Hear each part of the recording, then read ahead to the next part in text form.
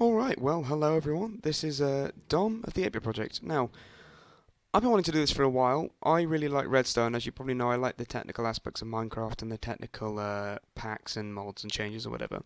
So I have built this cornucopia of beautiful redstone to test out and show you basically how it works. Now, there are many people on this earth and on the Minecraft forums who are like, what the hell, what do I do? It's redstone.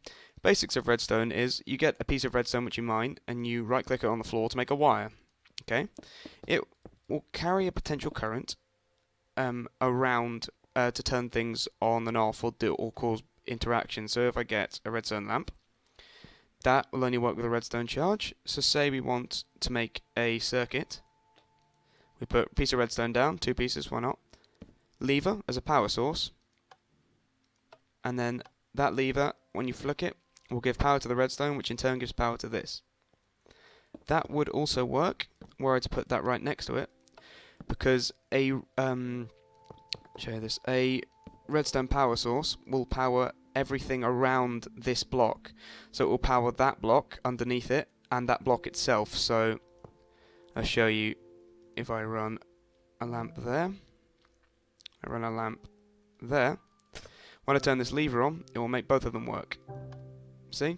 Because it powers that there, because it's connected to the powered block, and that underneath it, because the air is connected to the powered block.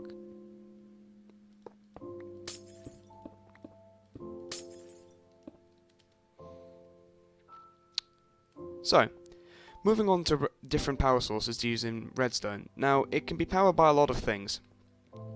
Pretty much all the stuff you see in that box there, especially with the new Redstone update as well, which is the 1.5 is the Redstone update. They've added loads more stuff, which is over there, so I've had to add to my thing as the time's gone on.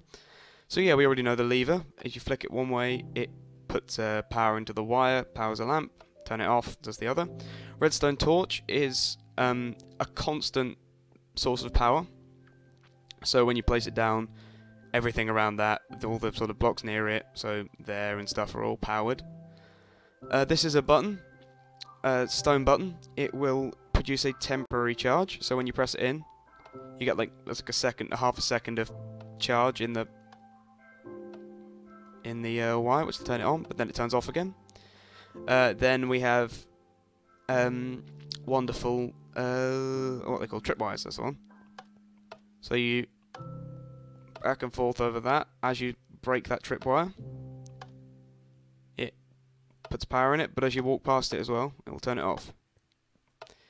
Then we have stone pressure plates, which you step on and it powers something, and then turns off like a bit after you step off of it. And wooden pressure plates, which will only work, which will work when you step on them and when you throw something on top of it, like that. Then you have weighted. These are the weighted ones that we just added. And as I understand it, and I'm going to get some stacks of iron.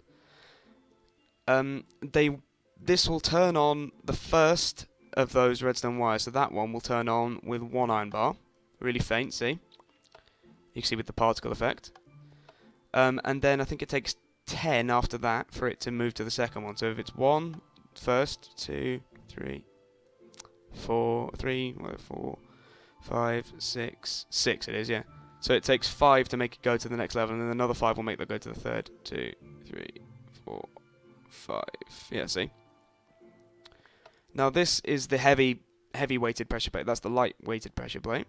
Heavy one turns the first one on after 1, and then you need the rest of the stack to turn on the second one. So that is, pretty heavy as it goes. And I'm not sure whether different items have different weight values, but it'd be cool if they did. This here is a daylight sensor, so it'll turn the thing on when it's day, and if I'm on time set 22,000. That should tell, yeah, it turns off at night. Time set 1. Oh, there we go. Thank you, automatic time machine. This block of redstone, new thing added, 9 redstone and a crafting table, makes it's a movable version of the redstone torch. Wooden buttons. Yeah, wooden buttons added with the tripwire, I think. Bow and arrow. The only difference between a wooden button and a stone button is that you can turn a wooden button on with an arrow as well. So if I get some arrows. Oh, what a glitch. Work, come on, people watching. What? Why is it glitching? There we go. That's a big glitch, but usually that arrow's stuck. Yeah, but like that in there, and it'll turn the thing on. There we go. And that'll turn off again. Sorry, I'm getting tongue-tied today. This is one of my favourite things, and I'll show you stuff you can do with that in later videos or whatever. This is a trap chest, so when you open it, it will produce a redstone current of 1, which will travel across 1 piece of wire. So if I open that, you can see the only difference in that and a regular chest on my texture packing is one of them has a skull and crossbones on the side, which is nice. So that one has that, that's skull and crossbones, or a skull. On regular ones, I think it's actually just a bit darker, like, and there's a bit of like a red tint around the lock. But yeah, when I open this, you can see the light turns on. But if were the light to be here, it wouldn't because it only travels 1 space. And on the wow, I don't need it anyway. I've filmed it. And on the note of only travelling 1 space, I shall move over to chicken in a minecart. No, move over to repeaters. Now, repeaters are a way of making a signal stronger. For instance, a regular redstone signal will only travel 15 blocks. So that's gone right up to the 15th there, which it gets sort of fainter, and that will do that on regular texture pack as well. It gets fainter the further away it gets. And then on the 16th one, it won't actually power that dust. So the lamp doesn't go on. But when you go over to here, where there's a repeater instead of the 15th piece, a redstone repeater, it will take that signal, that dying signal, and make it full strength again. So you can, with enough repeaters, make it as long as you want. Like going 5 million blocks in that way, 5 million blocks in that way. And then when you turn it on, this signal strength will still be the same at the end as it was when you began, which is really, really, really useful. Other thing they're used for is when you put one down and right-click it, you can set that left-hand torch back, and that will induce a delay. So that's regular, and that will have a delay, and then there's a little bit more, and then the most of delay you can get. So when I turn this circuit, 2 branches going to lamps, when I flick the switch, they turn on at the same time. And when I turn the one with a repeater with full delay on, the left will turn on before the right. And then the right will turn off last as well. Because it has to go sort of through both ways. So as you turn it off, imagine that the signal has to go off from there, off through there instead of going on. Cool.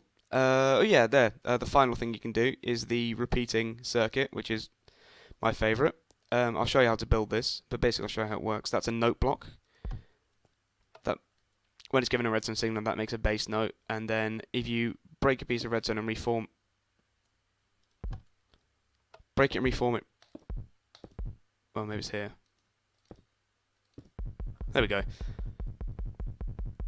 That will repeat it forever and ever and ever and ever and ever and ever until you press that button again and completely charge around both sides. I'll show you how to build that.